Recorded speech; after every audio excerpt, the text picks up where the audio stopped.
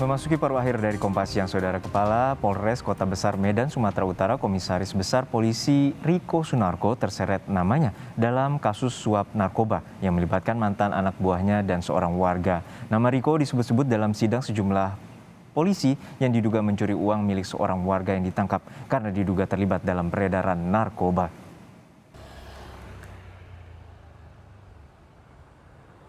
Sejumlah polisi di Satuan Narkoba Polrestabes Medan disebut-sebut menerima suap dari seorang warga yang ditangkap karena mengedarkan narkoba.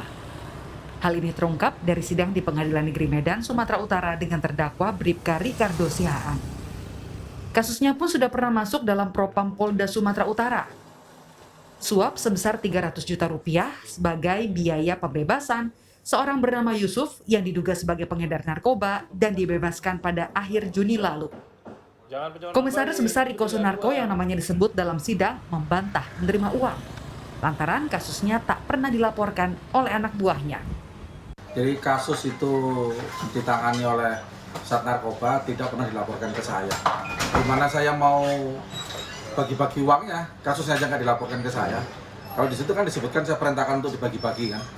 Nah, kalau masalah motor ini saya pesan sendiri dan udah dibayar lunas, tidak ada masalah. Dan harganya bukan 75 juta, 10 juta lebih aja itu. Motor bebek itu manual. Oke, jadi yang bersangkutan kan menjelaskan pada saat di sidang, ini di berita tersebut ya, dia mendengar dari orang. Jadi yang dia ceritakan kan dia mendengar dari orang, dia tidak mengalami sendiri. Gitu. Soal dugaan penerimaan suap pejabat polisi di Medan, Kapolri Jenderal Listio Sigit Prabowo berjanji akan mengusutnya. Kita komit, semuanya akan kita cek, kita periksa, kalau memang terbukti pasti kita proses.